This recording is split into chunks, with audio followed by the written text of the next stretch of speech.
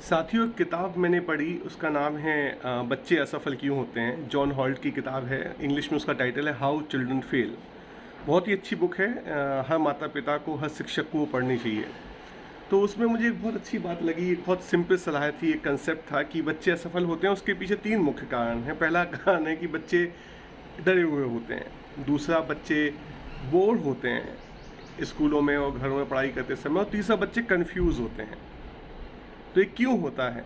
देखिए, बच्चे डरे क्यों होते हैं आप हम सबको पता है, क्योंकि बच्चों को हमेशा लगता है कहीं बड़े उनसे गुस्सा ना हो जाएं। बड़े बहुत बेचैन होते हैं कि बच्चे ने पढ़ा नहीं पढ़ा, पास होगा नहीं होगा, स्कूल में ऑनलाइन क्लासेस में बोल रहा है कि नहीं बोल रहा है, दिखा पा रहा है कि नहीं दिखा पा रहा है उसको जो आता है। मतलब एक दबाव सा होता है और बच्चे बहुत ही डरे होते हैं क्योंकि उन पर कोई भी कभी भी चिल्ला सकता है। तो उनको हमेशा इस बात का डर होता है पढ़ते समय कि मैं कहीं अपने बेचैन माता पिता टीचर्स को डिसअपॉइंट ना कर दूं, उनको दुखी ना कर दूं। बहुत बड़ा डर है। और सरस्वती देवी तो सहजता के वन में ही आती हैं। तो इसीलिए हमें थोड़ा सा ख्याल रखना पड़ेगा कि बच्चे डरे हुए ना हों। दूसरी वजह, बच्चे बोर होते हैं। बोर क्यों होते हैं? देखिए, जो बच्चा स्वयं बोलना सीख जाता है, जो बच्चा सहजता से सामाजिक जीवन में ढल जाता है, उस बच्चे को छोटे छोटी चीज़ें पढ़ाते हैं। मतलब बच्चे को लगता है कि यार क्या है, मतलब मेरी ध्यान देने की शक्ति इतनी ज़्यादा है, मेरी क्यूरोसिटी इतनी ज़्यादा है और आप मुझे इतनी छोटी छोटी चीज़ें बताते हो। और उसमें भी सिर्फ मुझे वो शब्द नहीं पता, इसीलिए मैं उसको व्यक्त नहीं कर पाता हूँ, लेकिन जो पढ़ाते हो वो मेरे ध्यान और जिसे आप बोल सकते हो अटेंशन की ताकत से काफ़ी कम है। और वो बोर होता है। और क्लास में आप देखते हो कि एक ही टीचर 60-60, 70-70 लोगों को पढ़ाता है। तो कभी कभी बच्चों की स्पीड और टीचर की स्पीड में भी अंतर होता है, तो बच्चे उससे बोर हो जाते हैं। मतलब कोई तोड़ नहीं है, मतलब कोई क्या कहें, कोई तुलना नहीं है। बच्चे की जो क्षमता है और जो हमारा स्कूली सिस्टम प्रोवाइड करता है उसमें कोई क्षमता नहीं है। देखिए, बच्चा है तो आपको एक खूंटा पकड़ के तो पालना पड़ेगा। पहला खूंटा क्या है? बच्चे को कुछ नहीं आता। दूसरा खूंटा क्या है कि बच्चे को सब कुछ आता है लेकिन उसको शब्द नहीं है। जब हम एक खूंटा पकड़ते हैं, बच्चे को कुछ नहीं आता, तो हम उसको शब्दों से सिखाना चाहते हैं। और जब हम ये समझते हैं कि बच्चे को सब कुछ आता है, तो हम उसको सही शब्द बता के सही समय पे बहुत ही ध्यान से उसके ऊपर गढ़ते हैं, उसकी अंडरस्टैंडिंग के ऊपर शब्दों का चयन करके उसको देते हैं गिफ्ट में। और वो असली शिक्षण है। तो बच्चे बोर ना हो, इसके लिए बहुत ही ध्यान से कम जो LKG, senior KG, nursery, class 1, 2, 3, जब बच्चा लर्निंग टू रीड कर रहा होता है, मतलब बच्चा पढ़ना लिखना सीख रहा होता है, क्योंकि क्लास 4, 5 के बाद तो बच्चा रीड टू लर्न करता है, मतलब पढ़ के वो खुद सीख सकता है।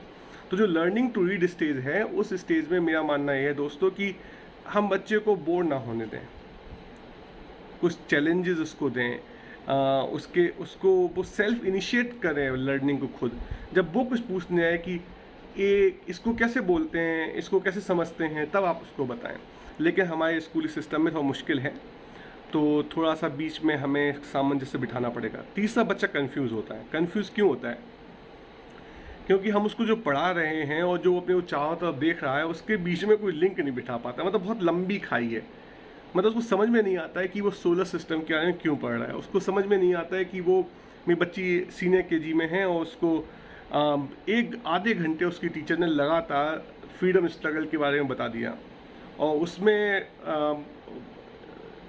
हम्पी, अजंता एलोरा, खजुराहो, ये सब जो मेरे बच्चे ने कभी देखा भी नहीं है, उसके बारे में फ़ोटो दिखा दिखा के समझा दिया। अब बच्चा समझेगा तो क्या समझेगा? कंफ्यूज नहीं होगा कि क्या है ये सब। खैर, उसकी ताकत बहुत ज़्यादा होती है तो वो लाद लेते हैं, कुछ समय के लिए याद कर लेते हैं। तो जब तक कक्षा क्लास 4, 5 तक बच्चे अपनी याददाश्त के दम पे, अपने जो भी उनके अटेंशन देने की नेचुरल क्षमता होती है उसकी दम पे अच्छा कर लेते हैं और पेरेंट्स बोलते हैं वाह मेरा बच्चा कितना इंटेलिजेंट है। लेकिन हम सबको पता है कि क्लास 5, 6, 7, 8, 9, 10 जब जिसका समय आ जाए, जब बच्चों का याददाश्त के दम पे बच्चा स्कूल में टॉप करने की ताकत ना रह पाए, उस समय माता पिता कहते हैं मेरे बच्चे का पढ़ने में मन नहीं लगता। बचपन में बहुत तेज़ था, लेकिन आजकल उसका दिमाग किसी गेम में लग गया है, कुछ फालतू चीज़ों में लग गया है। अरे ऐसा नहीं है दोस्तों। पहले तो उसको जितना वजन आपने दिया, वो उसने याददाश्त, खाली याददाश्त, मेमोरी के दम पे पास कर लिया। लेकिन मेमोरी तो शॉर्ट टर्म भी होती है, लॉन्ग टर्म भी होती है। तो शॉर्ट टर्म मेमोरी तो भगवान ने जैसे वेटर नहीं होता, होटल में, उसको आप 10 चीज़ें बता दो, उसको याद रहेगी, किचन में जाके बता देगा, लेकिन उससे आधे घंटे बाद आके पूछो मैंने क्या ऑर्डर किया था, तो नहीं बता पाएगा। तो शॉर्ट टर्म मेमोरी के आधार पर बच्चे क्लास 4-5 तक तो निकाल लेंगे, उसके बाद उन्हें दिक्कत होगी। और लॉन्ग टर्म मेमोरी के लिए सब्जेक्ट और रियलिटी में एक संबंध होना चाहिए। जो भी आप पढ़ रहे हैं और जो भी आप देख रहे हैं उसके बीच में संबंध होना चाहिए, कि वो अपने इमोशंस, अपने भावों, एहसासों में उसको जो नई जानकारी है उस एहसासों के खूंटों पे सही जगह पे टांग सके, कि जब भी ज़रूरत पड़े तो वहाँ से निकाल के पहन लिया। तो लॉन्ग टर्म मेमोरी के लिए तो जो हमारी एजुकेशन व्यवस्था है वो बिल्कुल गड़बड़ है। बच्चे के मन में एहसास ही पैदा नहीं होते, क्योंकि वो जो पढ़ रहा है और जो देख रहा है उसमें कोई रिश्ता नहीं है, तो इसीलिए बच्चा कंफ्यूज हो जाता है। तो मुझे नहीं पता कैसे करेंगे, लेकिन हम सबको एक रास्ता अपनाना पड़ेगा, माता पिता टीचरों को, कि बच्चे डरे नहीं, बच्चे कंफ्यूज ना हो और बच्चे बोर ना हो। और जिस स्कूलों में आपको, जब भी आप स्कूलों का चयन करें जिसमें आपको 3 चीज़ें कमियां कम दिखें, वहाँ पे अपने बच्चे को डाल दिए, फिर चाहे वो गवर्नमेंट स्कूल ही क्यों ना हो। पैसा और शिक्षा का रिश्ता, हमारा जो ईगो है, जो मद है, जो बोलता है कि ज़्यादा पैसे से अच्छी शिक्षा मिलती है, फालतू की बातें दोस्तों। अच्छी शिक्षा, अच्छे शिक्षक, अच्छे माहौल, अच्छे सहपाठी उनके दम पे मिलती है। बातें करते रहेंगे शिक्षा के ऊपर। बहुत बहुत धन्यवाद। Like, share, subscribe. Thank you.